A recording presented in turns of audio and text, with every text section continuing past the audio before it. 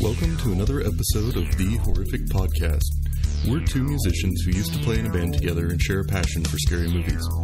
Each week we pick a different horror movie and dissect it to figure out what it was trying to accomplish, how well it did, and maybe even some larger truths about why people watch horror movies in the first place. If you haven't seen the movie we're talking about, then don't worry. The first half of the episode will be pretty high level and spoiler free, and then we'll play a warning before we start talking about any major plot twists in the ending. Thanks for listening, and we hope you enjoy the episode. Oh my god, it feels so good to be back. Finally. 2019, here we come. Oh yeah, we're coming out hot. And 2019... Is this season 5 technically? No, I think... We're going to keep going 4? Okay. Yeah, we'll finish 4 out and then do some kind of bonus thing at the end and go from there. But yeah, so this year has gotten off to kind of a difficult start for you, which is why we have not recorded the past couple weeks. Mm-hmm. But we're kind of back into it now. Yeah, definitely. Apologies for not getting things out. I did have some family issues I had to take care of, but we're back in the saddle again. Basically, what happened was my mom got arrested again, and not really. I was trying to think of something. No, she's only been arrested once. It was just at one time, but that wasn't even her fault, man. Yeah. No. Anyway, I'm super stoked to be back. In fact, like, I was kind of bummed, like, just feeling bummed anyway, and then, like, I was like, oh, man, I need to watch some movies, and then, like, I think I texted you, and I was like, I'm ready to get back. Well, you also sent me, like, 3 huge packs of things of popcorn. Yep. And so I was like, okay, I got enough for this movie, because it's 2 hours long. Let's do this. So I'm super pumped to be back. I know what you need when you're feeling down. Don't let anybody tell you otherwise. Exactly. I know. If I was in this situation, the Bird Box situation, I'm at least gonna last maybe a week on that stuff. Yeah, exactly. But yeah, so in the meantime, I also recorded some interviews with a bunch of people who have been on the podcast in the past that we haven't really talked to or like interviewed recently. So that came out earlier this week, and that was a lot of fun. I'm glad I had a chance to do it. I'm hoping we can do that a little more regularly, just because I feel like, you know, people get 4 episodes a month of us talking about our perspective on the movies, and I think it's kind of good for both of us to hear other people's perspectives too. It definitely is, yeah. I mean, they're wrong, which is why we have the podcast. Exactly. But I also enjoy it, so, you know. I mean, basically, here's the thing. You have to listen to everything I do because I have the mic. Exactly. You know? One more outburst and I will strangle you with my microphone wire. Thank you. Yes. So... That being said, we are straight up down to interview or talk to anyone who listens to this. Yeah. You know, so if you had anything you wanted to say or wanted to be part, just give us a shout. Yeah, definitely. We use Skype to record. Well, yeah. And hit me up on Zanga. I'm still on Zanga. Oh, yeah.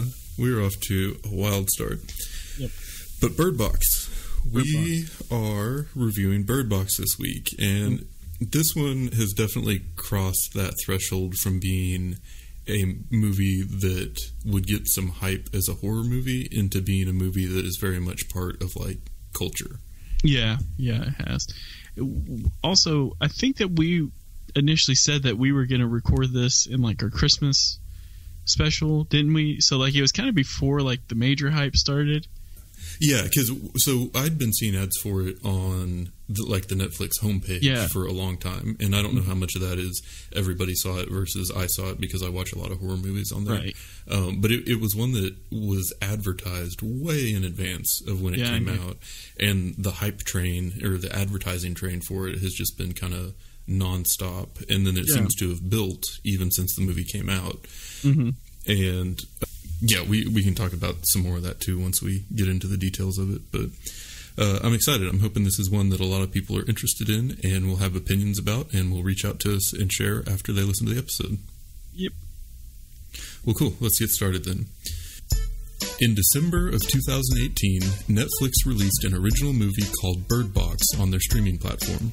The screenplay was based on a novel by Josh Malerman and shows Sandra Bullock in the role of a woman with 2 children who is trying to survive in a post-apocalyptic world inhabited by monsters.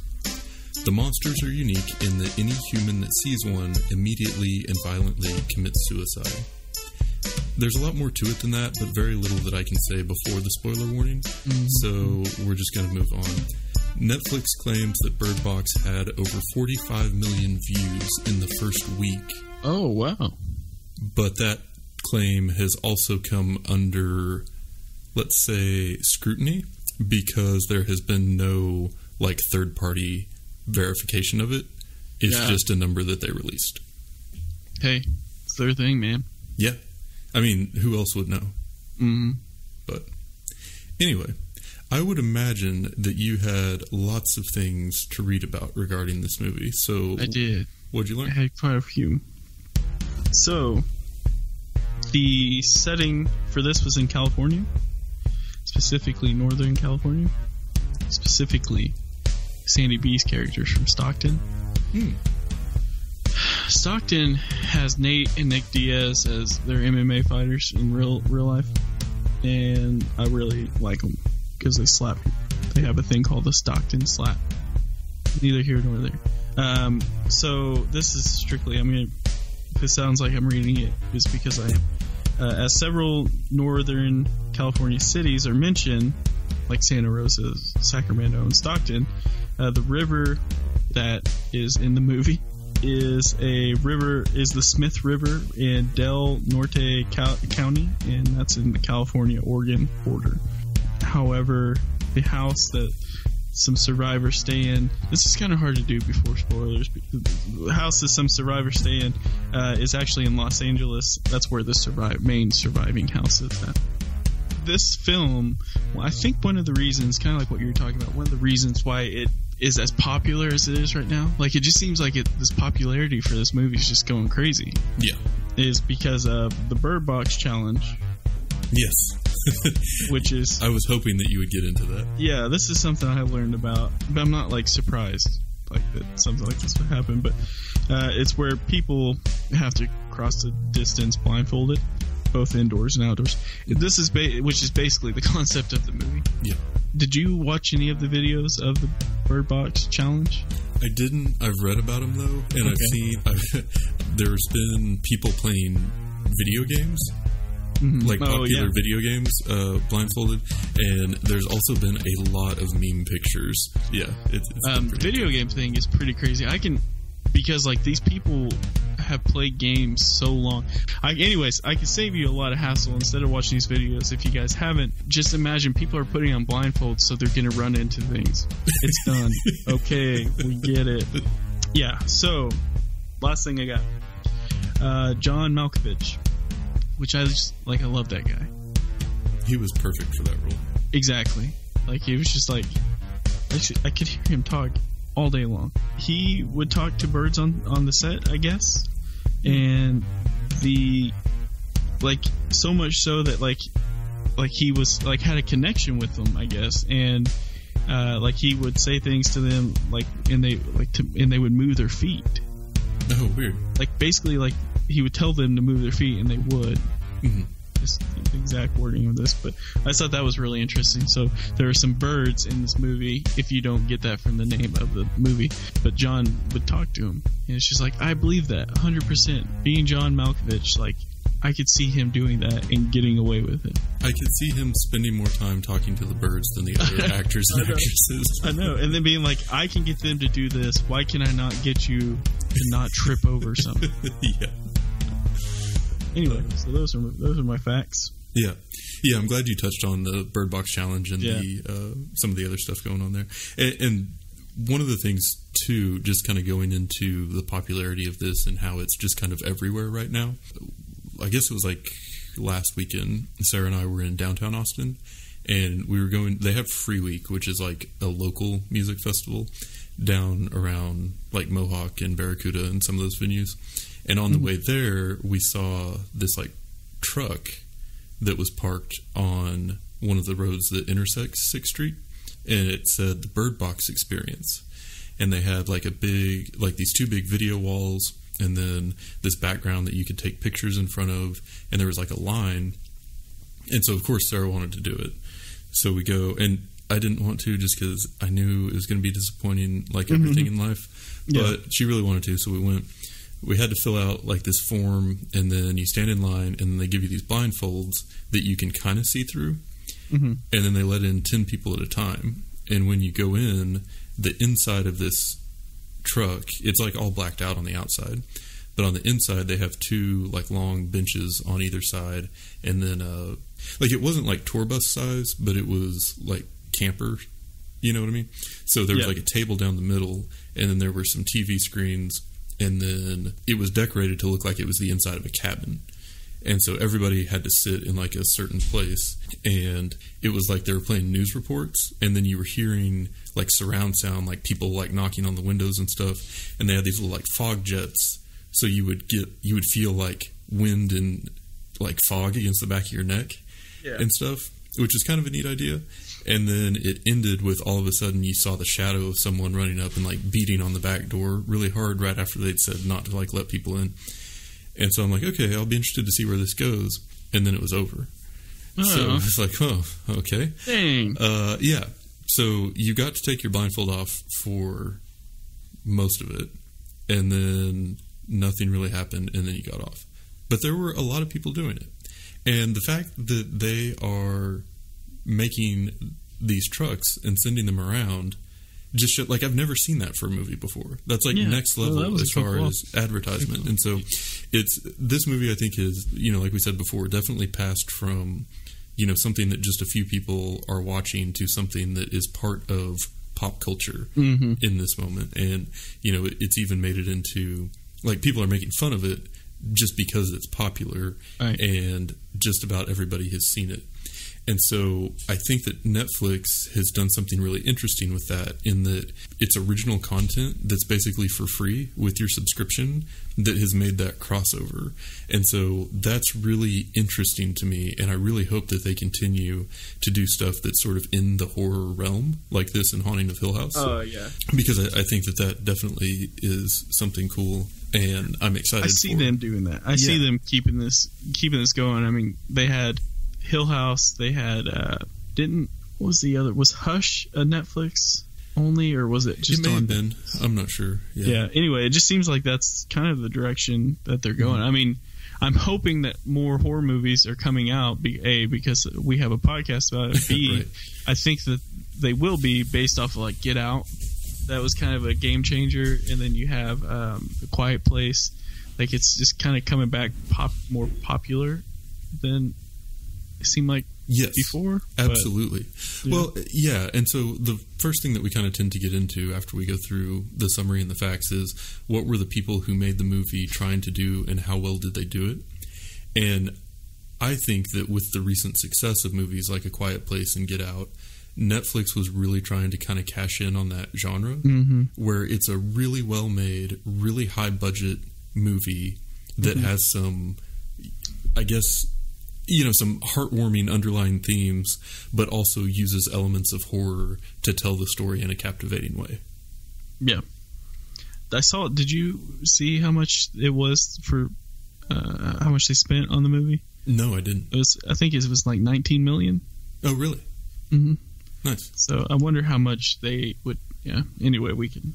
Yeah. Anyway, $19 million. Well, and it definitely had the feel of a movie that was made with a high budget. I mean, the production elements I thought were great all around. The camera work was really good.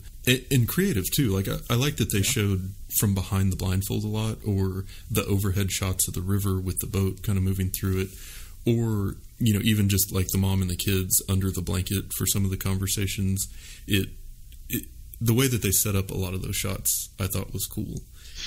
Yeah, and you're also, when you have a movie that involves being blindfolded and you're used to seeing, I mean, I think it adds that extra anxiety that the viewer will feel during the movie. I mean, because it's just like putting yourself in their shoes. It's like, gosh, man, like trying to, you know, get through the woods blindfolded. I mean, I could do it. Naturally. Oh, yeah. I'm going to be a mountain man. You could do it blindfolded and deaf. I prefer it. Yeah, I prefer a challenge, you know? Yeah. But just like, it's just like, gosh dang, that would be intense. Yeah. I think the intense part is more so just thinking that blindfold could fall off at any time, or, you know, whatever. But And I thought like the sound was really good too, and some of the sound effects were just super brutal. Like I felt like the sound always supported the scene, and so like there's a certain scene where someone gets stabbed with scissors, and the sound effect during that just like made my stomach turn. But then there was also kind of that like ambient ramping up music during the parts that got intense that really did a good job of supporting what was happening. But then I thought just the sound effects kind of in general, like with the birds and with the voices and everything else, it was all good and it was mixed well, and I didn't spend the whole movie fighting to turn the volume up and down, which was nice. Very good. And I thought like the acting was surprisingly good for a scarier movie, or a movie that used horror. Yeah, I did too at certain times. Other times I felt like the acting, they were letting them ad-lib I can see that. like arguments and stuff, and it's like I feel like it is good with most like comedies because that's when some funny things come out.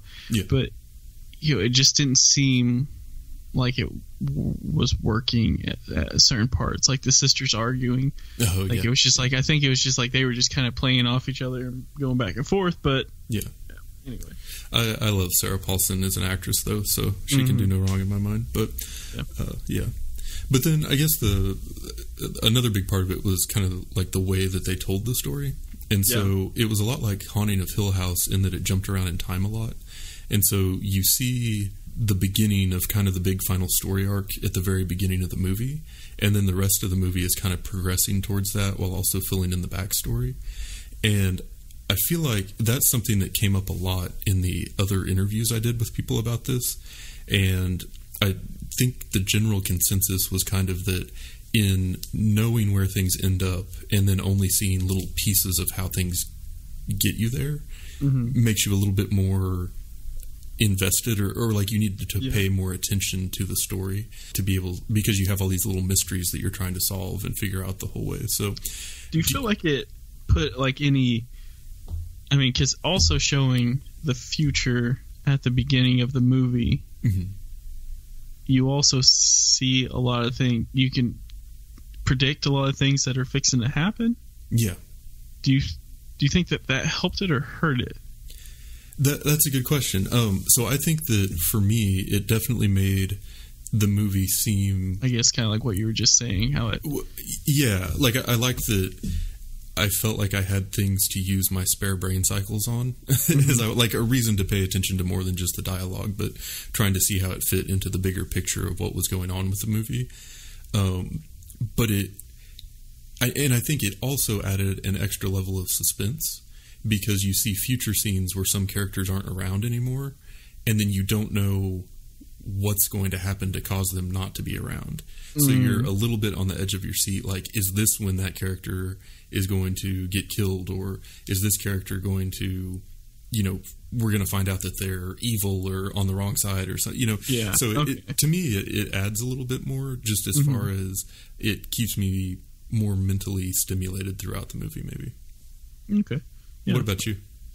I think it was, I could definitely see what you're saying. I think for me, it was like, it made some of these situations and some of the people who die less surprising, because it was just like, oh, okay, well, there's only this certain amount of people towards, I don't know. So it was, you start looking for it a little bit more, like, oh, I see where this scene's going. It's not really, exactly.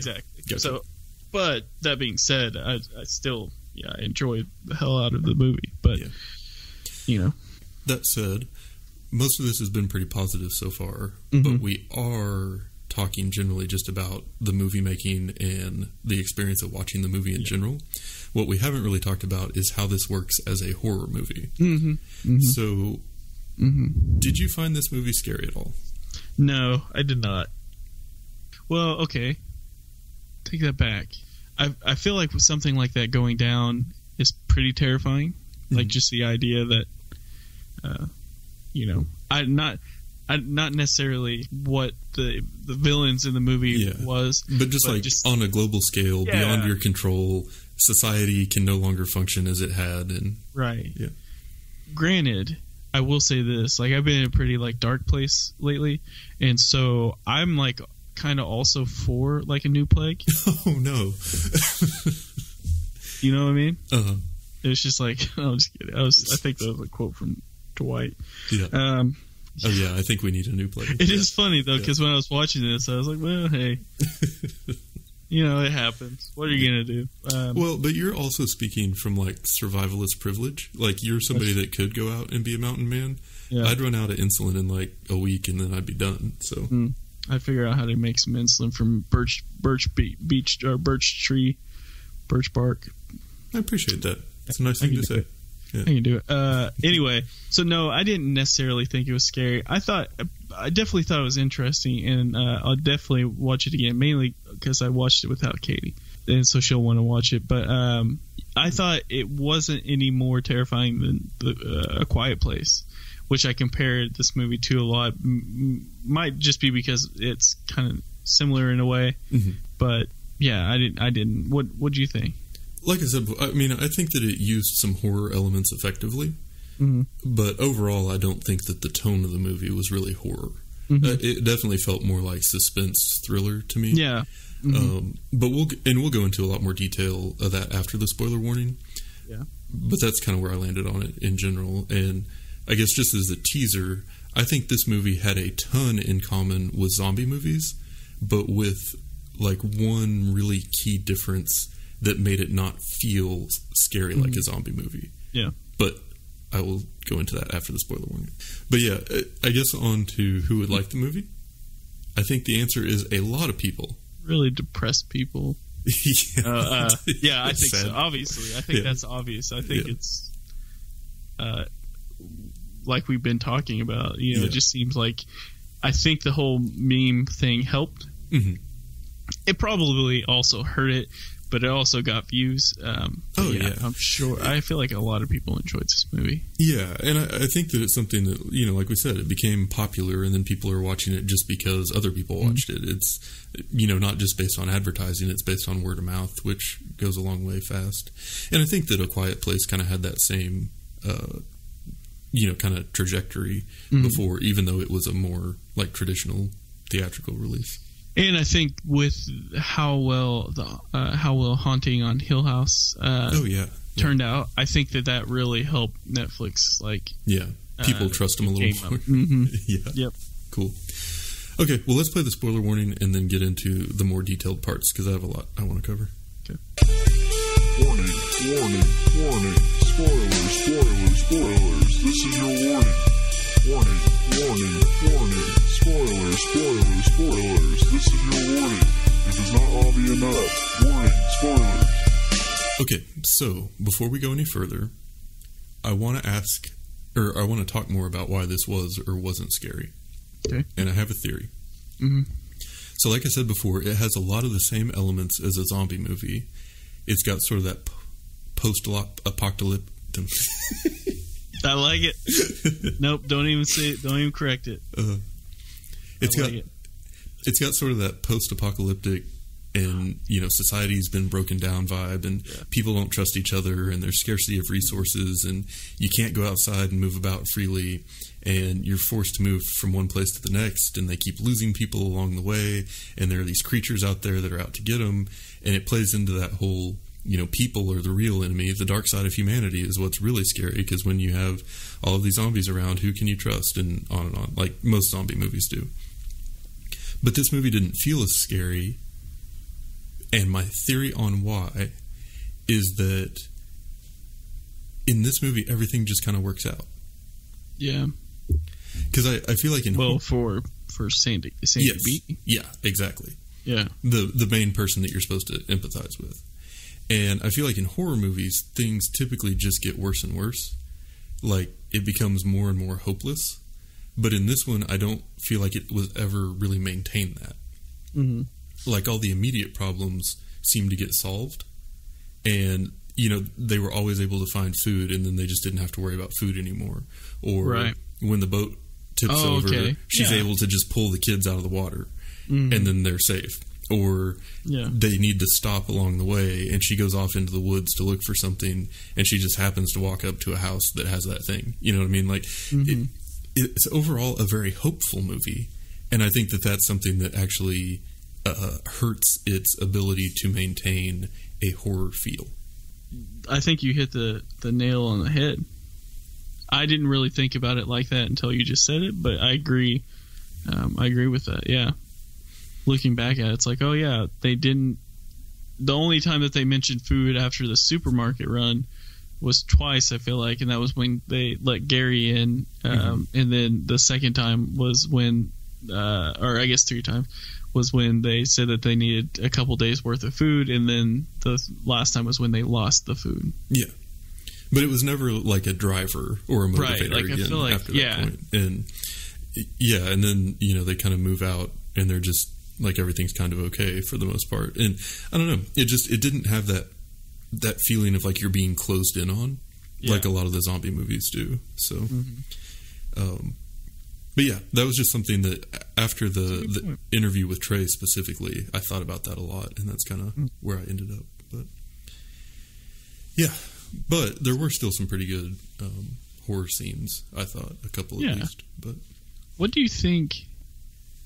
Why do you think that Sandy B's character was so shut down like she was, or so salty? I have a theory about it, but I was going to ask you. Well, my theory on it was, I think, and I talked about this with Russell, but I think one of the subplots of the movie was kind of her connection to other people.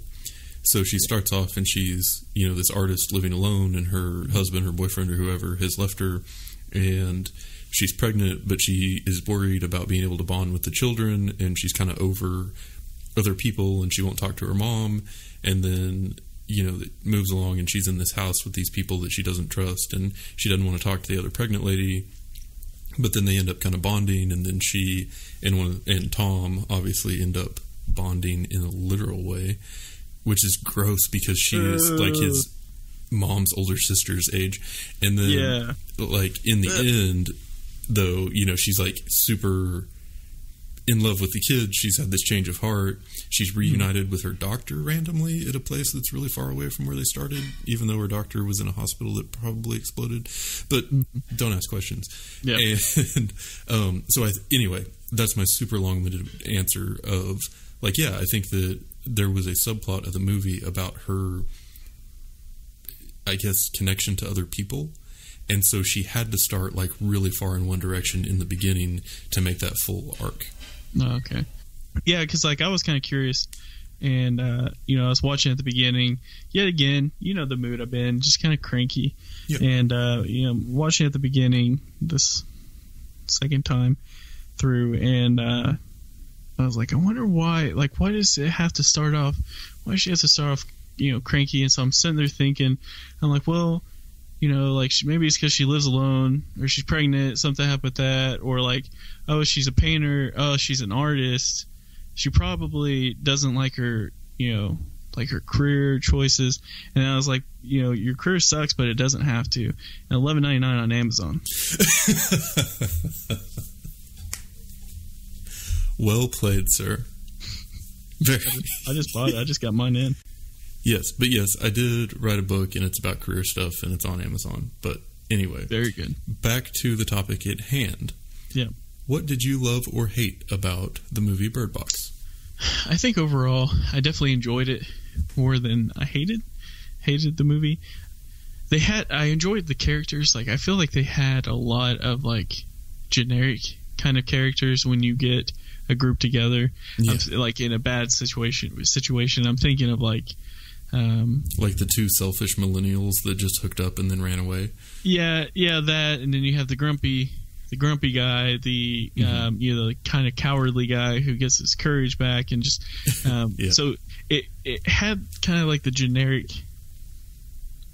That was rather generic, but I don't think it took anything away from the movie. Like, I mean, they needed to have those characters. If every character was like Sandy B, then it would it would probably been a lot more of a boring film. I think the dialogue at times was rough, based off kind of like what I was talking about earlier, like the ad-libbing. I thought it was, and we kind of touched based on this, but I thought it was shot really well. Yes. And I think it was directed by John Malkovich, right? Oh, really? I didn't know that. I think it was. Interesting. Let me double check before that one listener gets super pissed off. Yeah, I thought the director was a woman. It may have been. I thought it was. Oh, yeah, it was directed by Susan Bayer. Why did I think it was John Malkovich? Well, anyway. Well, he was the one directing The Birds, apparently. So that's a good point. That's a good point. But anyway, so as far as like, you know, things I liked or loved or hated, that was probably it. I thought they had like a few like good ideas that they added to it. One being when they try to figure out if they could use security cameras to look outside, and if the entity, you know, what are we calling this? We calling it a monster? I called them demons just because the guy from Get Out, whose name I can't remember, the actor. Yeah. So he talked about them being like demons or associating them with mythology and stuff. So I give him the benefit of the doubt because I like him. So yeah, naturally. So I call him. And he was a hero. What was his name? Charles or something. Like, I thought that was a good idea. They had, you know, because I think that's things that normal people would think of. Yeah. You know, it's like, well, why can't I look? I mean, it's kind of like when the eclipse came and they had to tell people, don't look at the eclipse through your phone. Yeah. Like, yeah. Anyway, so there were things like that it kind of touched base on, and you definitely saw it progress. Like, you saw it did the cutting shots, you know, so it technically started towards the end of the movie. You didn't realize that at the beginning, or, you know, immediately, but then you start to, okay, it's 5 years earlier or whatever it was. But it definitely showed you the progression of, like, you heard on the news that this is happening in Russia. Yeah. And, you know, as all Americans are probably, we're just like, oh, I don't care. It's Russia. And then it was like, yeah, I mean, you just saw it progress. Then you saw like the first person kill herself, and then next thing you know, like it's a straight survival movie, and they're trying to, I guess, one of the scenes I kind of enjoyed was, or one of the things I liked where they used the GPS and the like the blacked out windows on the Jeep and the parking sensors and stuff. Yeah, sensors. Yeah. And the reason why I know that could really work is because my father-in-law's car, he has a 2015 Toyota Highlander, and it does that. Like, if you get too close to anything, or it slows you down if you're cruise controlling. Anyway, so like, I liked a lot of the newer technology that they threw in there. I guess I have more likes than dislikes, but did you have any dislikes? Yeah, I would say that I thought the dialogue at times was kind of sketchy at best. Yeah. Where it was just like, we need to get out of here. No, we don't. Yeah. Yeah. You know? We should stay in the grocery store. No, we shouldn't. Yeah. Yeah, and it's like, well, if we're looking through this with a fine-tooth comb, why don't you just go back and pick up those people and then bring them back to the store? Yeah. Anyway, because the millennials stole the Jeep, that's why. I guess, yeah. You're telling me, man. It had some humor to it in certain parts, which I think it needed. You know, like Machine Gun Kelly's part where he's taking the pills with the police cadet there, and she says, like, you realize I'm a cop, and he's like, you're in, what do you say, like, you're basically in training, you're not a cop yet. But doesn't matter because they ended up leaving the group. But I thought it was a pretty interesting concept to have, like, mentally ill people, or, you know, crazy people not affected, like, as far as, like, they don't kill themselves. But, like, that's who turns out to be the bad guys. Yeah. You know, I thought that was a weird way of picking it out. So like, if this ever happened, like, we'd be cool. Oh, yeah. it would just be like you just couldn't look outside, and I would just be hanging out with you because I saw what was outside. I was gonna say this would change very little about our daily life. yeah, I know. Oh no, I had to stay inside with the windows shut and dark. Oh no, what'd you think? What would you love and hate? I loved how it was made. Like, I just thought it was a good, high-quality movie. I really loved the filming and the camera work. I also loved that they didn't spend too much time trying to explain the monsters, and that you sort of found out the way that the characters would have. So, it's just, like, the horror's happening and they have to deal with it. And it reminded me a lot of Night of the Living Dead in that regard, where you and the characters both don't fully have the picture of what's going on, but it's just things are going down and you have to try and survive it with very little information.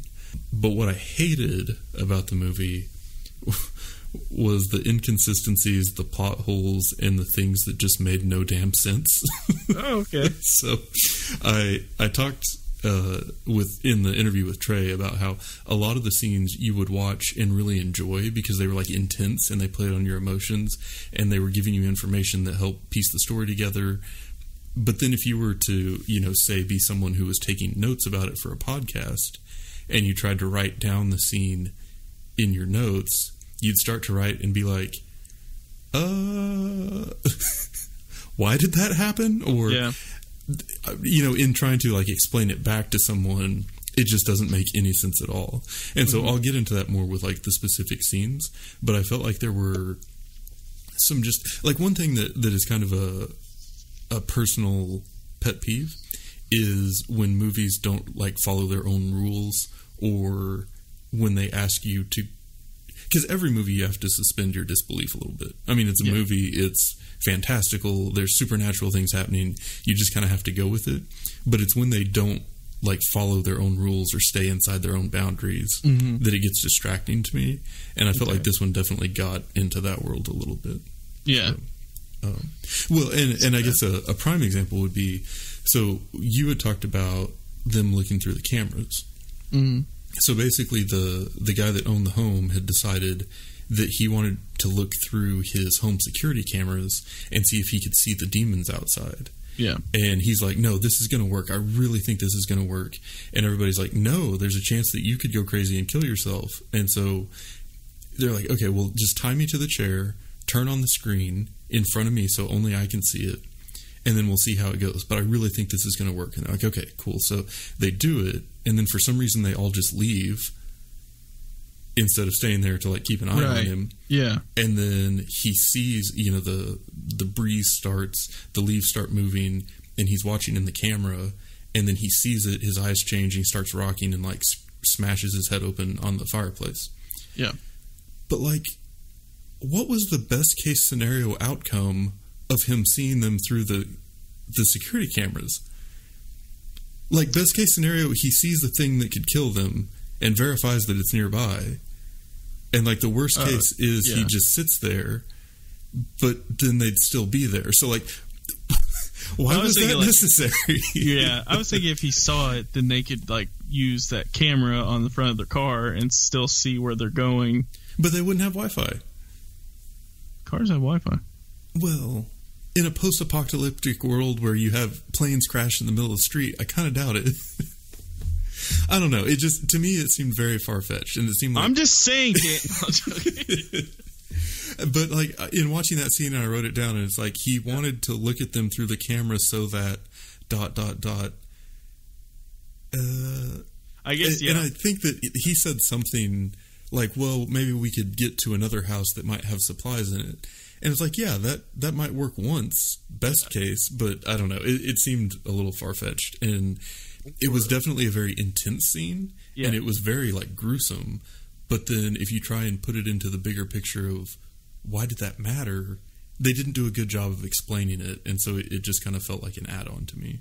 Or what they could have done, if they found out that it worked, was they could have just drove in reverse to the grocery store. Oh, and look through the car camera? Yeah. Oh, God. Yeah, man. Yeah, I agree. That's true. Were there any particular scenes that stood out to you? So I liked, like at the beginning of the movie when Sandy B's talking to the kids, and like it really kind of puts it in place. Like she's telling them like, don't look, you know, and it starts off and you realize like you're watching and you're thinking like she's just like, is she just being like super mean? Like what's going on here, you know? And as you learn, like she's doing it because she's trying to protect them in a way, you know? So I kind of liked that. I liked the beginning. It just got straight into it, you know, and it didn't take long. This is a very long movie. This was 2 hour long, but it didn't take long to get into where it was going. Yeah, agreed. So, you know, I guess we're on scenes, but so I like that. I like the fact that, you know, his name was Boy and her name was Girl. Mm-hmm.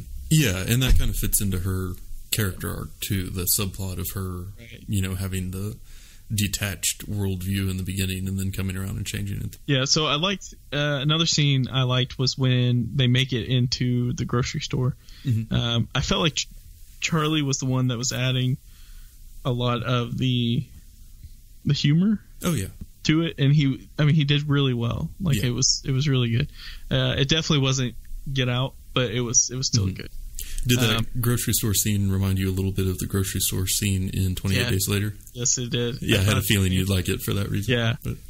And plus, like, I was thinking also, like, I think I liked it even more because now Oklahoma has good alcohol in our grocery stores. Well, I thought it was funny that it was a grocery/liquor/pet store. Like, there should be more of those. Oh, yeah. People would be, and it had, like, those really nice electronics too. Mm-hmm. Like exactly. You know, so I was like, God, that's a smaller place than Walmart here, and they had everything. Well, yeah, they even had mutant birds that could stay alive without eating indefinitely after all the people left. But I really want to live in a place that has a grocery store like that. Yeah. But yeah, so I liked. So towards the end of that, you know, Charlie kind of saves the day. And he realizes that he's going to have to save the day. And I like that scene because it's like the unlikely character in that situation. The one who was scared from the get-go was the one who, protected the group. And I think that was one of the best horror scenes in the movie because, you know, you hear that knocking and they go to let him in, but then you realize that he's not on their side. And that it's a trap, and then Charlie runs out and knocks him, and the music's loud, it's super intense, the birds are going crazy, they get the door slammed, and then you see that blood come pooling back under the door, and then you hear the guy knocking and just saying the same stuff that he was before, and it's just like a cycle, you know, like that was chilling. That was, I thought, one of the best horror moments of the movie. And I think that's when I realized that people are affected differently. Yes. Like I don't think we knew at that point when I was first watching it that the people who, you know, some people just weren't affected the same, and I think it was the ones who were already crazy is what Gary said. Yeah. Well, so what had happened previously was the guy in the river where Sandra Bullock's in the boat with the kids. Yeah. And at that point, all you've heard is that anybody that looks at the thing kills himself. And so they're in the river and they hear someone yelling. And originally I thought it was the person from the radio in the very opening scene. And so the fact that she got so like defensive and aggressive was really confusing to me. But then he's coming towards them and then she starts like shooting and like kicking and fighting and then ends up hitting him with the machete. And you find out that he is crazy and he's trying to kill them. But it's almost like he's been possessed by the demons. Yeah. And so that added a whole new layer of things that you had to figure out and see as a danger in the movie was that there are some people that don't just kill themselves. They become aggressive and try to attack other people. So I thought that was kind of a good added story element. But you didn't have the full story at that point. I like that you got more information about it as time went on. And in the one in the grocery store /pet store /liquor store, Charlie made a comment about how, he was always a little weird or a little off, but he was nice to me. So that was just one more little clue that kind of led to that. Yeah. Those were some of my favorites. I think another scene was when Gary showed up and you had Olympia, what was her name? Olympia let him in, which was just stupid. Yeah. Like, that was just frustrating. But I think it was meant to be frustrating. Yeah. Well, and she'd been in exactly the same position. Yeah. But also, you're just like, stop it, you idiot. I'm just being cranky. When Gary comes in, and both women go in labor at the same time. Yeah. And they're upstairs, and you realize, because you don't know up until this point, but you realize that he's crazy. Puts the birds in the freezer, and then you see his drawings, and it's like drawings of monsters. Yeah, that scene where he was taking them out of the briefcase while the women were in labor upstairs, that was super intense. And it's like playing like the classical music, and you can tell he's just like he is crazy. Yeah. In any way, and then so that leading up to when it's just Tom and Sandy B and the kids, like that whole series, John Malkovich is in the garage locked up. You have him you have Gary ripping open the windows, and it's like, oh god, that sucks. Yeah. And then you have him, killing. And that's when that scene happened where the old lady stabs herself in the neck with the scissors, and the sound effect for that. It was rough. Yeah. Well, and him stabbing John Malkovich in the chest. Yeah. It's the same kind of thing, because stabs him once, and you're like, God, that sucks. That would be so terrible. And then he does it, one more time, and it's just like, ugh. Yeah. Anyway, so I think that those were probably the ones that stick out. I really liked what them getting to the grocery store too. You're just imagining being covered, not being able to see anything, trying to navigate to the grocery store, or navigate anywhere. That was another one that I had trouble with, though, just because you had all of those cars, and there was a plane crashed in the road, and somehow they were able to just by GPS get to the store without bottoming out the Jeep on something or whatever. That seemed like a little bit of a reach. It was intense, and the way that they were filming it from inside the Jeep where you didn't know what was going on outside was cool, but that the sensors, though, man, they can keep you out. Yeah, but I don't know. Anyway, with the pure chaos that would have been out there, I think that's asking a bit. And you think that there would have been crazy people trying to get in anyway, but I still liked it. I liked the concept of it. But one other scene that I thought was real good on the horror level was after after the boy falls in the river and she pulls him back in, and then they stop, and she's going to look for blankets because they lost everything. She walks directly up to that house, and then the girl gets out of the boat to go looking, or I guess listening for her. And then she's walking, and the camera's focused on her, and the wind picks up like it always does when the demons are around. And then the music's building, and then you see the hairs on her head just start to lift up. Yeah. And then all of a sudden she gets yanked from behind, and you quickly learn that it's Sandra pulling on the rope that's attached to her. But just in that moment and that build up, and you're like, oh crap, I'm about to see a child get killed. That was a really uncomfortable scene that I thought worked well on a horror level. But it was also offset a little bit by the fact that when the boy fell in, even blindfolded, she just randomly reached in the river and pulled him back out. Yeah. And then she got out of the boat and just happened to come across a house without being able to see anything, and just happened to walk to the door. I don't know. Yeah. Maybe, and this is another thing too. Maybe it makes sense. I don't know how much they went off the book, but maybe they were going off the book and they didn't add enough. Well, yeah, and it was already a long movie. They didn't need to show her wandering in the woods for an hour beforehand. But still, that would have been it's a good point that I didn't think about. How convenient everything was. Yeah. Well, what did you think about the ending? Speaking of convenience. Yeah, so the ending was when you really see Sandy B officially turn into loving, I guess. Yeah. Basically, do you want to explain the ending? Yeah. In the end, they finally make it to past the rapids, and the boat overturns, but they're able to get out. She finds both the kids. They're going through the woods towards the sound of the birds, like the radio instructed them to.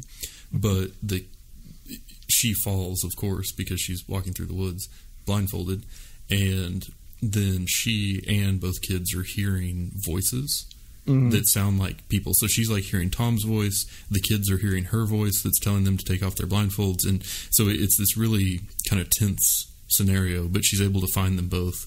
And then they make it to this building where they're hearing all the bird sounds and walk immediately to the door without being able to see, which was, pretty lucky. And then it opens and they let them in, they check their eyes, and there's this whole community of people there, and it had been a school for the blind. And so the people there weren't affected, but somehow they've collected a number of people who were survivors as well. So there are people with sight there, but the whole thing is like a giant, almost like greenhouse type roof that's covered in plants. And then there's just this huge amount of birds that are living there. So they say that the birds provide protection for the sighted people. And then while they're there, she sees her doctor from the beginning of the movie. And then she has this emotional moment where she gives the kids names finally. And then they run off and play. And then they all live happily ever after. Which, how much of like Sandy B, like having that moment was like her actually being a good person, or how much of it was like your mom changing when friends are around and like just being, you know what I mean? Like not yours. Yes, no, I absolutely get what you're saying. Like, you have people over, they're like the nicest people in the world, and she's like, all of a sudden she's like, oh, you're no longer boy, you're Tom, you know, and it's like, wait a second, like you're just doing that because the doctor's around. Exactly. Yeah. No, I 100% get what you're saying. It's like, like in the hour before people come over, your mom's like a drill sergeant, like take out the trash, clean the window, and then as soon as people come over, it's like, oh, aren't the children cute? I just love watching them play. And it's like, where was that for the rest of today? But I think with the ending, I mean, I think it is nice every once in a while to have a movie kind of like this where it's not like it was a happy, I don't want to say it was an absolute happy ending, because with Tom not being there or the other survivors, but because I felt like the one most deserving of the happy ending was probably Tom, just for putting up with but but I will say, like, it was nice to have, I guess, a kind of a convenient happy ending for the kids. Not every horror movie can end sad and miserable like how you and I like them. Yeah, true. It was like when you realize that. So when she gets into the house or to the school, and you realize it's a place for blind people, it's like, oh, okay, that makes sense. Because I was thinking about it when they reached out to Rick, it was like, okay, well, they're basically going to trade up being at one, just their place for another place that's probably not going to be safe, and they're going to have to move again eventually, and which they might still have to do that, But anyway, so I was like, are you just trading one shitty situation for another, or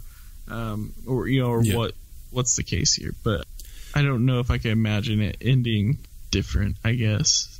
Well, I thought I guess the movie in general had a lot of similar themes to A Quiet Place, and the ending wrapped that up well. Like the idea of spending so much time protecting your kids that you don't give them the emotional support or the hope that they need to be well adjusted, and then having like the change of heart and realizing what actually matters when it comes down to it. But like the execution it seemed like it was all feel and no thought to me. Like everything was just kind of fine. And, they walk right up to the door and they go inside, and then everyone's just cool with them being there, even though when they let somebody that they didn't know in, it led to the whole house almost getting killed. But they knew the eye thing, though. But I didn't think that guy's eyes were weird until later. So no, they were weird. You could tell they were weird when he I thought I could. Yeah. But like the birds didn't react to him in the beginning. But I don't think they react to those. Yeah, so they react to anyway. Yeah. But it was frustrating to me because it's like, oh, well, we found this school for blind people, and they've just been letting all these people in, and so it's this thriving village, and I'm immediately thinking, well, what's their food supply, and where do they get water? Right, yeah. And like, how have they managed to sustain life out here? And then now what? There's no way to beat the monster. Like, they're just supposed to be okay that they're going to live the rest of their lives in this asylum-like building while the rest of society is burning on the outside. And but somehow that's okay, and you're supposed to feel good about it. It was really frustrating to me. And one thing I brought up in a couple of the interviews was how, like, what was their food supply?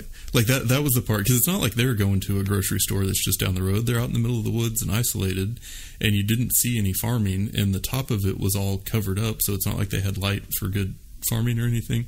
Mm-hmm. But what I finally realized is the key that unlocks everything. And I understand why they left it out, because it would have been a little hard to watch, and there probably would have been some people that protested. But the reason that the name of the movie is Bird Box, even though the birds weren't in it all that much, and the reason that they were going to live happily ever after in there, is because those blind people are clearly eating the birds. That's the only explanation. Birds are the key of survival. Right. Okay. I can see that. I will also say this, and this is the same thing I say to Katie when we're watching like a ridiculous movie. Mm-hmm. And, you know, she points out certain things. It's like, well, so we're going to believe that there's these demons that make you kill yourself. Right, yeah. But not that they can't, you know, get to the door. But yeah. That's funny, though, because I just imagine, like, the blind people eating something. I can't say that. It's also cracking me up. I will wait until the end of the recording. It's also cracking me up because I'm thinking about that scene from Dumb and Dumber where they sold the dead bird to the blind kid, and he's just like, pretty bird, and he's like petting it. Like, Anyway. Oh, man. Yeah, I think we have adequately covered this movie. I think our final consensus is that it's really a pretty decent movie. It keeps your attention, doesn't necessarily hold up to intense scrutiny, and it's not very horrific. But, I mean, it's on Netflix. You already paid for it, essentially, so go see it. Talk to your friends about it. Idiot.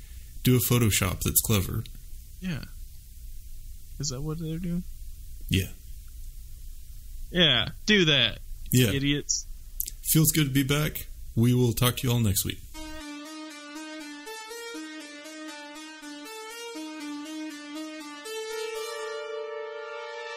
Yeah. Also, oh wait, never mind. I was going to make a comment about popcorn being bad for birds, but that's rice. I'm dumb. Yeah. Well, it'd be bad for them if they ate my popcorn.